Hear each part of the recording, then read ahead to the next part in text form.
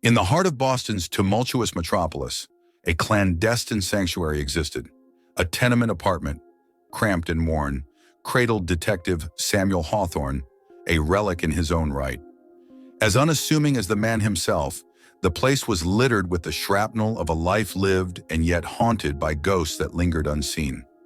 Framed photographs stood guard on the mantelpiece, the subjects frozen in laughter and camaraderie, though they seemed to gaze out with a hollow melancholy that echoed his own. His reflection dodged and weaved in the dim mirror, that shattered silver sentinel that he refused to confront directly, haunted by the specter of his scarred past that lurked beneath the veneer of his aging face. A heavy brass mantel clock broke the silence, its hourly chime echoing throughout the silent apartment. 6 chimes, 6 bells, reminding Samuel of another day spent chasing shadows. From the worn-out recliner, he plucked a folder, a thin beacon of purpose that had arrived earlier that day, stamped with the logo of Cambridge PD. The file was plain and unassuming, much like the man it concerned. Father Edmund of St. Rosalind's, a hallowed pillar of the Cambridge community, a paragon of virtue and humility. Yet within the cold black and white print, a darker picture was painted. The local hospital, that institutional hive of life and death, stood accused as the grim stage for Father Edmund's alleged misdeeds. The details were scant, a sketch at best, but he sensed a hidden depth waiting to be uncovered, an undercurrent that threatened to pull him into its dark embrace. As the day crept into dusk, he found himself in the solitude of Cambridge's leafy serenity. The Church of St. Rosalind's loomed up ahead, a monolith against the dying sun. As he approached, he was met by the town's mayor, a portly, worried man named Jacob Ellsworth. "Samuel, I don't know what to make of this nonsense about Father Edmund." Ellsworth wrung his hat in his hands.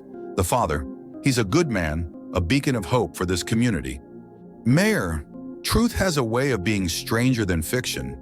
Samuel's voice was a hushed rasp. "I'll need access to the church and the hospital." Ellsworth's brow creased deeper. "The hospital, Samuel?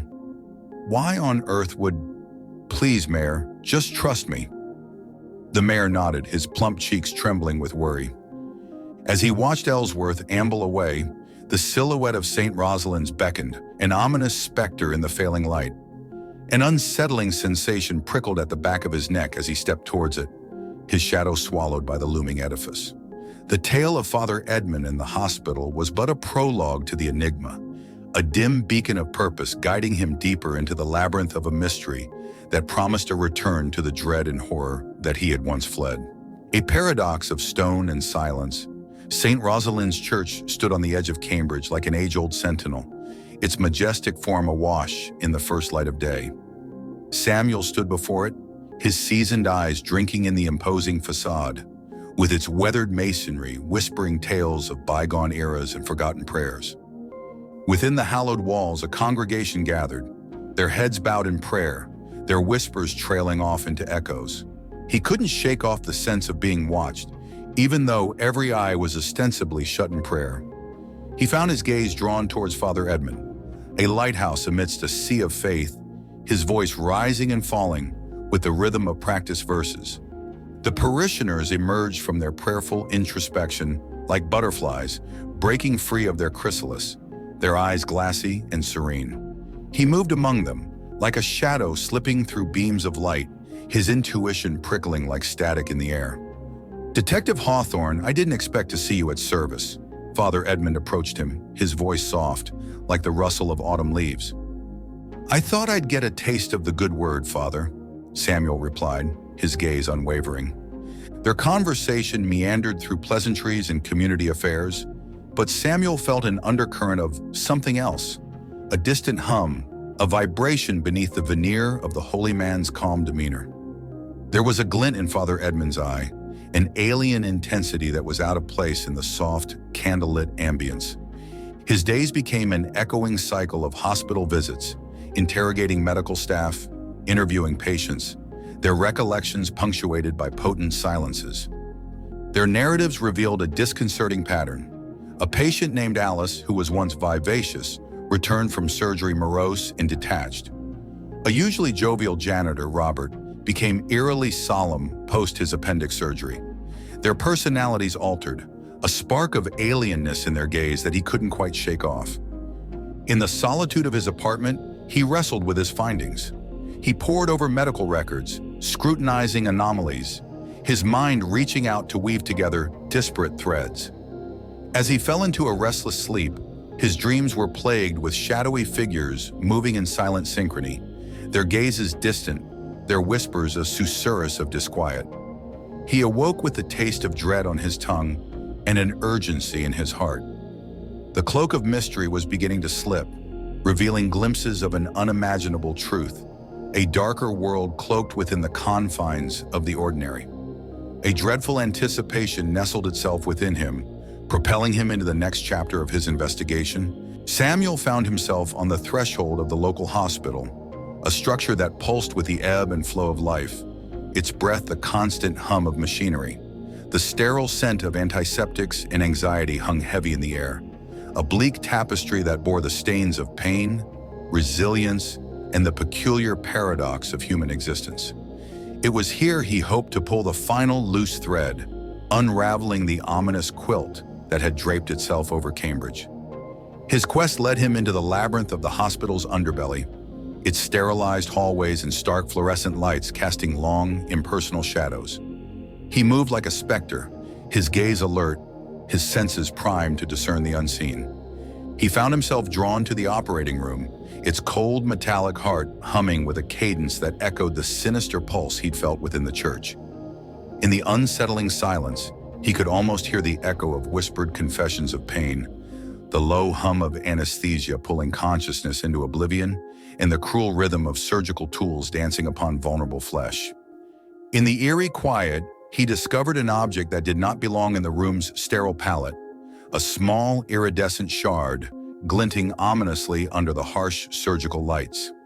It pulsed with an otherworldly energy, a cosmic interloper nestled within the mundane reality.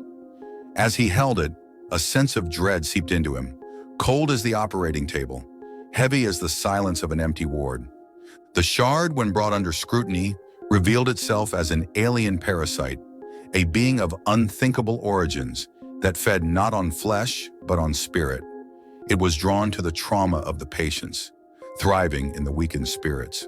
This alien entity could bend will, distort personality, and was the puppeteer behind the transformations. Dread pooled within him as he realized the extent of the horror. Father Edmund, a figure of faith and guidance, was no more in control of his own being than his congregation. The beloved priest was the primary host, the queen of these alien parasites nested within him. His mind reeled with the revelation, horror threatening to unhinge his sanity. But the detective, ever the steadfast seeker of truth, found an anchor in his purpose. He understood the magnitude of his discovery and the gravity of the task that lay ahead. As he left the hospital, the world outside had taken on an alien quality. The grim revelation had stained his perception, yet it was a burden he willingly bore, paving the way to the daunting climax of his investigation. Under a merciless moon, St. Rosalind's Church stood defiant against the cruel teeth of the wind. It had become a fortress for the unthinkable, its sacred walls housing a nightmare woven with cosmic threads. Samuel stood before the imposing edifice, his heart pounding a desperate rhythm, his resolve steadied by the weight of his purpose. He slipped into the church, the once comforting silence now an echoing maw of dread. The parishioners were there, their bodies a living labyrinth, their eyes vacant pools reflecting an alien cosmos. The humming undercurrent he had sensed before was a roaring ocean now, the pulse of countless parasites resonating in macabre unison. At the eye of this storm stood Father Edmund, his body a puppet to the queen parasite nestled within him. "Detective Hawthorne, you shouldn't have come." The voice that emerged from the father was a grotesque melody, a symphony of human and alien harmonizing in unholy union. "I had to," Samuel said, his voice a solitary whisper against the cosmic chorus. The parasites, drawn to the scars etched deep in his spirit, tried to burrow into his consciousness. His trauma, however, was an unexpected bastion against their onslaught, the jagged remnants of his past acting as a shield. In a symphony of chaos, Samuel made his escape. He moved through a sea of marionettes, their once human gazes now alien, their movements bizarrely synchronic. His every step echoed with the reality of his revelation, each breath carrying the weight of his solitary war against the cosmic invaders. The familiar streets of Cambridge morphed into a haunting maze under the moonlight. Bearing the knowledge of the insidious invasion, he finally arrived home. It was a Pyrrhic victory, his sanctuary a cold comfort against the horror he had witnessed. His purpose had transformed. He was no longer a mere detective, but a sentinel guarding humanity against the encroaching cosmic horror. His scars, once symbols of a haunting past, had become his armor, his resilience the weapon against an unseen enemy. As the sun rose, casting the first golden rays upon a world oblivious to the terror beneath, he stood by his window, an aging sentinel watching over a city of unsuspecting souls. The battle was far from over, but for now he had found a purpose, becoming a beacon of hope against the cosmic dark. Thank you for watching. If you enjoyed the video, like it and subscribe to our channel, where you can find more similar stories, and click on the bell icon to never miss one. There is plenty more cosmic horror to come from the Eldritch Tales Factory. Stay tuned, and until next time.